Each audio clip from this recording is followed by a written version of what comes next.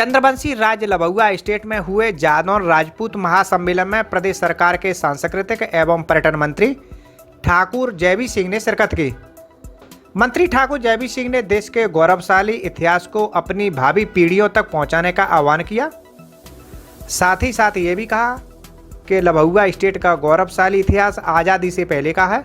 क्षत्रियों ने हमेशा से ही राष्ट्र हित में अपने आप को समर्पित किया है।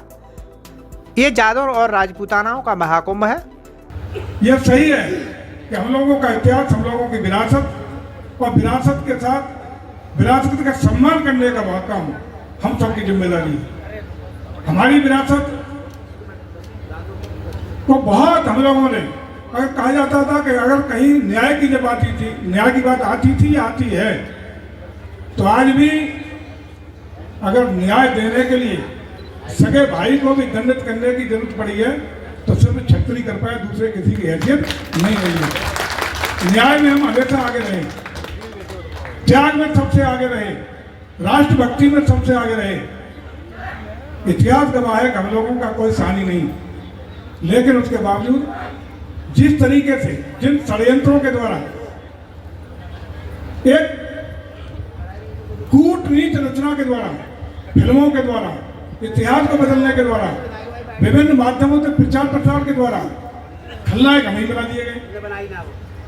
गुंडई कौन कर रहा है? ठाकुर साहब। शराब पिए नाली में कौन पड़ा है? ठाकुर साहब। मतलब हम लोगों को खलनायक बनाने का जो काम किया गया आज़ादी के बाद, खास रूप से, वो भी निश्चित रूप से ऐसा समय था कि बिल्कुल एक कूटनीति के तहत, साजिश के तहत, षड्यंत्र के तहत ये लंबे समय तक चला।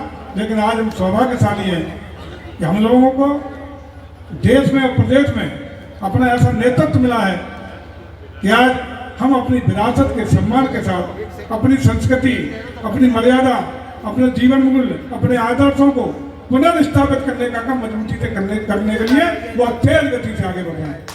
मुख्य अतिथि द्वारका शारदा पीठाधीश्वर जगत गुरु शंकराचार्य स्वामी सदानंद सरस्वती महाराज जी मौजूद थे। इस कार्यक्रम में महासम्मेलन में शिरकत करने वाले राज परिवार के वंशजों ने जगत गुरु से आशीर्वाद भी लिया।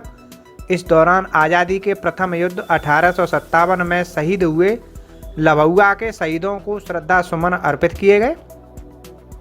इसके अलावा करौली स्टेट राजस्थान से महासम्मेलन में आए राज परिवार से जुड़े मुख्य अतिथि श्रीमंत कृष्णपाल सिंह, उनकी धर्मपत्नी साहिबा और पर्यटन मंत्री ठाकुर जयवीर सिंह ने राजा धर्मजीत सिंह के चित्र पर पुष्प चक्र समर्पित कर शहीद बाग लभुआ की भूमि का पूजन किया।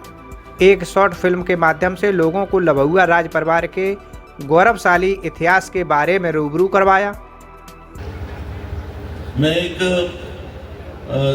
समाज के उसमें गया था, पश्चिमी राजस्थान में राठौड़ वंश की कोई शाखा है, उसका वंशावली का पुस्तक का विमोचन हुआ और वो लोगों ने अपनी अपनी गाथाएं, सभी वक्ताओं ने उनकी अपनी लड़ाइयों के बारे में बताया, उनके पूर्वजों के किस्से बताए, किसने कितनी लड़ाइयाँ जीती, किस उम्र तक लड़े और कितने काम आए लड़ाई में, वो सब बताया।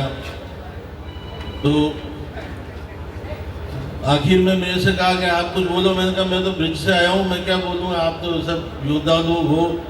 तो नहीं, आपको कुछ कहना ही चाहिए। मैंने कहा हमारी लड़ाई तो कुछ और ही थी, हमारे तो यदुवंश है, भगवान कृष्ण के हम वंशज हैं। भगवान ने तो, हमारे ईश्वर ने तो बिना हथियार उठाई महाभारत जीत लिया था। आप लोग तलवार को पूजते हो और आपने इतिहास में सिर्फ तलवार पूजा है, हमने तो बंसी को पूजा और बंसी वाले ने हमारी तो पार लगा दी। तो जैसा कि देवेंद्र सिंह जी ने कहा, ये शक्ति भूमि है, शक्ति का यहाँ पर निवास है और माँ सती की भी भूमि है, शक्ति की भी है। लेकिन जहाँ इतने यादव बस गए, जहाँ इतने जादौन बस गए, वहाँ कृष्ण तो होंगे ही होंगे। तो ये तो सभी यहाँ आ गए, शक्ति भी है और कृष्ण भी है, सभी हैं। इसलिए आपकी बहुत पावन भूमि है और यही वजह है कि यहाँ से सब लोग इतने तरक्की करते हैं। जो आपने अभी डॉक्यूमेंट्री देखी वो एक अलग तरह का संघर्ष था और उस संघर्ष में देवेंद्र सिंह जी योद्धा थे और योद्धा होकर उन्होंने विजय पाई। जो चुनाव होते हैं वो एक अपनी तरह का संघर्ष है, उसके भी योद्धा मेरे पीछे विराजे हुए हैं। ये लोग सब विजयी योद्धा हैं। राजा साहब अदावर मंत्री रह चुके हैं, जेवी सिंह जी मंत्री हैं, रानी साहब मंत्री रह चुकी हैं। एक लबुआ ने 3 मंत्री निकाल दिए। आप देखिए तो कितना यहाँ का यश है जमीन का। जब जेवी सिंह जी बोल रहे थे तो मुझे लग रहा था कि हमारे राजस्थान में ऐसे क्यों नहीं मंत्री होते हैं, क्यों नहीं हमारा पर्यटन मंत्री इतना कुछ करता है। हमारे कैला देवी में 30 लाख आदमी आते हैं, अधिकतर यूपी से आते हैं। अधिकतर मेला जो लगता है उसमें अधिकतर आदमी यूपी के हैं। राजस्थान सरकार कुछ देती है उसमें। यहाँ एक मंदिर में ही 200 करोड़ दे दिए इन्होंने। मुझे तो कुछ खतरा लग रहा है ये ऐसे मंत्री हमारे राजस्थान का पर्यटन नहीं छीन लें कहीं।